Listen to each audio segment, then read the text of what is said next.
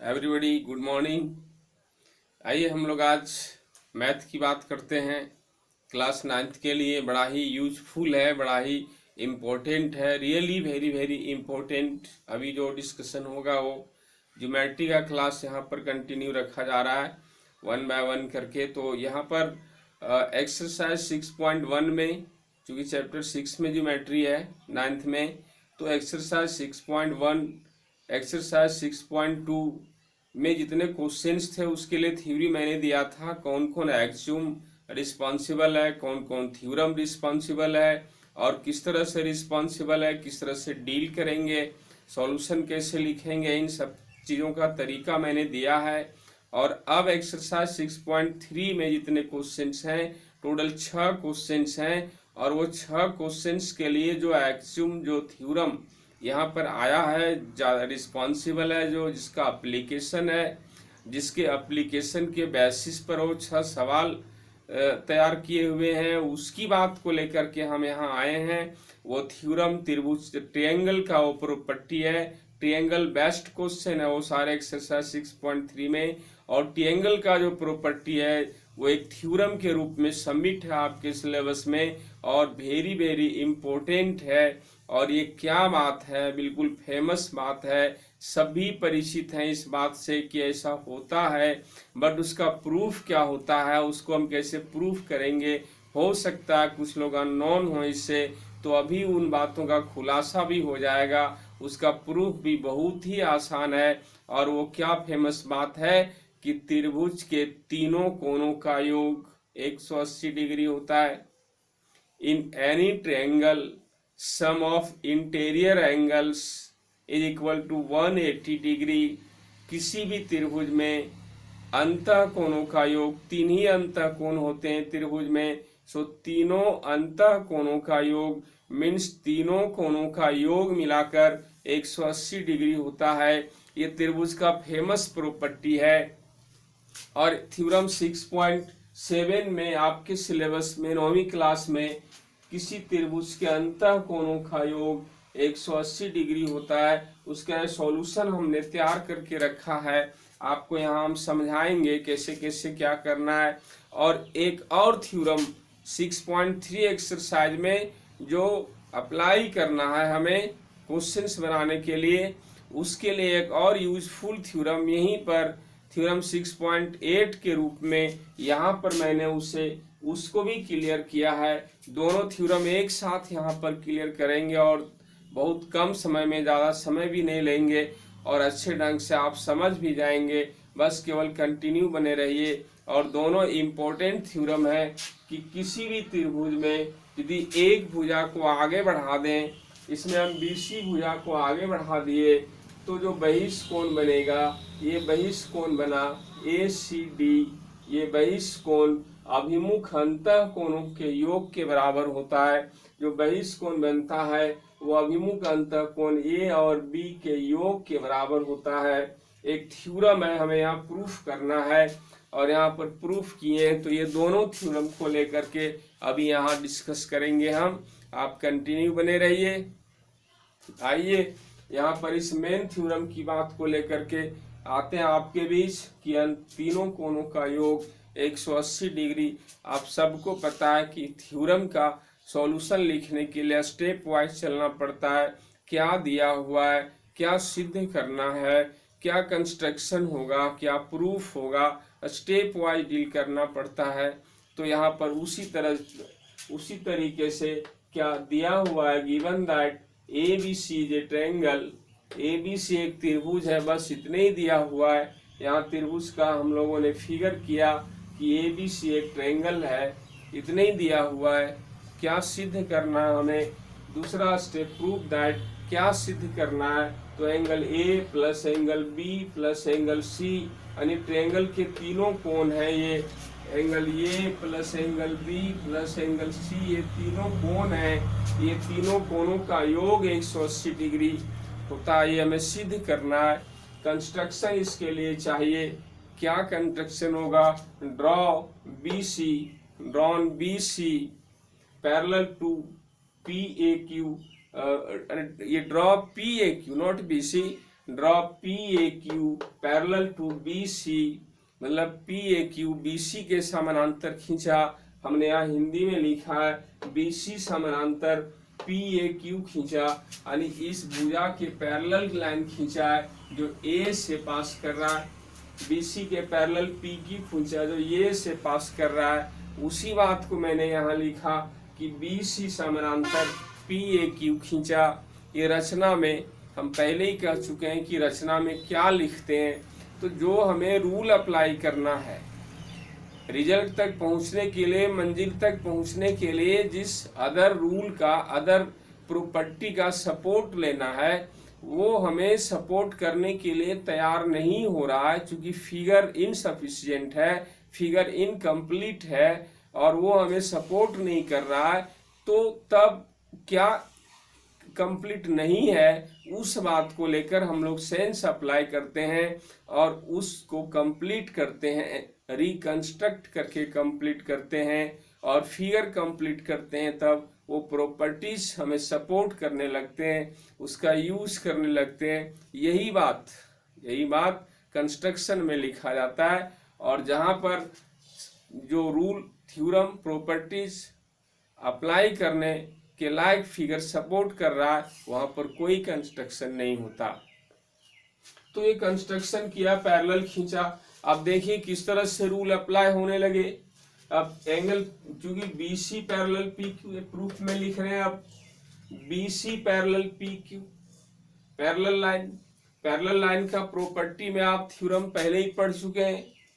इसके पहले लेसन में समानांतर रेखाओं के गुण में, जब दो समानांतर रेखाओं को कोई ट्रांसवर्सल लाइन ट्रांसवर्स करती है, तब एकांतर अंतः कोण बराबर होते हैं। ये भी एक थ्योरम था। यहाँ वही बात है कि बी सी और पी क्यू समानांतर है और ये भी ये ट्रांसवर्सल है, तो ट्रांसवर्स कर रहा है। इसमें एक वो कोण यहाँ बना, एक वो कोण यहाँ बना, ये दोनों एकांतर कोण है, बराबर होते हैं। इसलिए मैंने यहाँ पी ए बी, मतलब इस एंगल को P A B is equal to angle B, एकांतर कोण बराबर लिखा। यहाँ एकांतर कोण रेफरेंस दिए हैं, इक्वेशन 1, ये समीकरण 1। उसी तरह इधर भी, ये भी एकांतर कोण है। इधर क्यू ए सी और एंगल सी, ये क्यू ए सी इस कोण को is equal to angle C, ये कोण को, दोनों एकांतर कोण Q A C is equal to angle C, एकांतर कोण यहाँ रेफरेंस दिए हैं, समीकरण 2। ये एकांतर कोण बराबर है, ये हमें सपोर्ट करेंगे। यहाँ इक्वेशन 1 और 2 के रूप में लिखा, रोक दिया उसको। और एक अब नई बात कर रहे हैं क्या, कि पी ए क्यू एक रेखा है, पी ए क्यू एक रेखा है, इसलिए ये तीनों कोण यहाँ पर मिलके 180 डिग्री होंगे। ये तीनों कोण मिलके 180 डिग्री होंगे, ये तीनों। और वही बात मैंने यहाँ लिखा, चूंकि पी ए क्यू एक सरल रेखा है, इसलिए एंगल पी ए बी ये वाला प्लस एंगल बी ए सी ये वाला प्लस एंगल क्यू ए सी ये वाला, तीनों मिलके 180 डिग्री। एक सरल रेखा पर 180 डिग्री का कोण किसी भी बिंदु पर बनता है, इसलिए यहाँ पर ऐसा हुआ। आप पी ए बी को और क्यू ए सी को बदल देंगे। पी ए बी के बराबर देखिए from equation 1, P A B is equal to angle B. So P A B के जगह रिप्लेस करके एंगल बी लिखा। बी ए सी को, बी ए सी ये कोण है जो त्रिभुज का अंतः कोण ये है, ये, इसी को बी ए सी लिखे हैं। हम शॉर्टली लिखेंगे तो केवल इसी को एंगल ये लिखेंगे, कोई चेंजिंग नहीं, केवल शॉर्ट फॉर्म में लिखा है। और एंगल क्यू ए सी देखिए एंगल सी के बराबर है, क्यू ए सी को चेंज करके एंगल सी लिखे हैं। और ये चेंजिंग जो पी ए बी और क्यू ए सी का हुआ वो समीकरण 1 और 2 से हुआ, इसलिए रेफरेंस दिए फ्रॉम इक्वेशन 1 एंड 2। अब यहाँ कुछ नहीं किए, angle B plus angle A plus angle C के रूप में कन्वर्ट होकर रिजल्ट आ गया इज इक्वल टू 180। केवल सजा के लिखे यहाँ angle A plus angle B plus angle C is equal to 180, ये सिद्ध करना था, सिद्ध हो गया।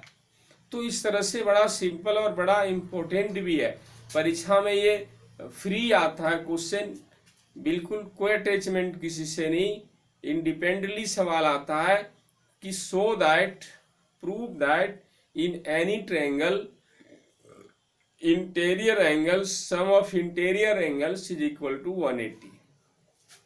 तो बस इतने ही हमें करना है और कुछ नहीं करना है। उसी तरह से यहाँ पर ये दूसरा थ्योरम जिसकी अभी बात मैंने किया कि एक भुजा को आगे बढ़ावे तो अभिमुख अंतःकोणों का योग बराबर होता है। यहाँ भी दिया हुआ है ए बी से एक त्रिभुज है जिसमें भुजा BC को बिंदु D तक बढ़ाया गया, आगे बिंदु D तक बढ़ाए, यहाँ D दिया हुआ है। सिद्ध करना है एंगल ACD, ये वाला angle ACD is equal to angle A plus B, ये दोनों अभिमुख अंतःकोण के योग। कंस्ट्रक्शन में कुछ नहीं, रचना में कुछ नहीं, क्योंकि हमें जो अप्लाई करने हैं रूल उसके लिए फिगर में कुछ भी कमी नहीं है। कमी नहीं है तो क्यों फिर रचना करेंगे। हमें क्या अप्लाई करना है, कैसे जानेंगे क्या अप्लाई करना है, इसीलिए मैंने आपको कहा कि आप कंटिन्यू रहिए, आप भी जानेंगे, इजीली जानेंगे कि किस तरह से क्या हमें अप्लाई करना। सेंस खुद रिप्लाई करेगा, लेकिन वो सेंस उस तरह का आपका प्रोग्रेस करेगा, उस तरह का आपका सेंस प्रिपेयर होगा तब करेगा। इसके लिए आपको मेरे साथ कंटिन्यू रहना है और मेरे सारे इंस्ट्रक्शन को फॉलो करते रहना है। इस बात की फुल गारंटी होगी कि बहुत जल्दी ही सेंस आपका रैंडमली डेवलप करेगा और वो सारा कैपेसिटी आपका होल लाइफ के लिए आपके साथ होगा। तो आइए, यहाँ पर कोई कंस्ट्रक्शन नहीं। अब थ्योरम 6.7 से ये थ्योरम, त्रिभुज के अंतःकोणों का योग, angle A plus angle B plus angle C, angle A plus angle B plus angle C। यहाँ C को केवल C नहीं लिखे, क्योंकि यहाँ C के जगह दो गो कोण बन रहा है, एक इधर भी कोण बन रहा है और एक इधर भी बन रहा है। तो केवल C लिखेंगे तो ये लिखे कि ये लिखे पता नहीं चलेगा ना, इसलिए इसे अंदर वाला हमें लिखना है। तो पूरा नाम ACB लिखा, ACB पूरा, जहां पर कंफ्यूजन हो वहां पूरा नाम लिख देना चाहिए। यहाँ एंगल C केवल लिखने से कंफ्यूजन हो जाएगा कि इंटीरियर लिखें कि एक्सटीरियर लिखें, इसलिए यहाँ पर कोई कंफ्यूजन नहीं के लिए फुल नेम लिखा ACB यानी इंटीरियर, angle A plus angle B plus angle C equal to 180। अब रैखिक युग्म का नियम, यहाँ भी एक सरल रेखा है, ये सरल रेखा और ये सरल रेखा में ये रैखिक युग्म है, दोनों कोण मिला के ACB अंदर वाला ACD बाहर वाला मिलके 180। सो फिर एंगल ACD और ACB ये दोनों मिलके 180। इक्वेशन 2, इसको इक्वेशन 1 दिया, इसको इक्वेशन 2 दिया। एंगल इक्वेशन 1 में इंटीरियर एंगल तीनों त्रिभुज का 180 और दो में दोनों कोण ये रैखिक युग्म वाले ACB और ACD मिलके 180। अब यहाँ कंपैरिजन करेंगे from equation 1 and 2। Equation 1 and 2 180 180 RHS equal है, सो LHS also इक्वल। जब दो समीकरणों में एक पक्ष बराबर हो तो दूसरा पक्ष स्वतः बराबर होता है। तो यहाँ पर इक्वेशन 1 और 2 में 180 180 वन साइड इक्वल, सो LHS भी इक्वल होगा। हम यहाँ हटा करके यहाँ लिखते हैं LHS भी इक्वल होगा, और LHS इक्वल होगा तो हम फट से रिजल्ट पर पहुंच जाएंगे। देखिए LHS में क्या है, एंगल A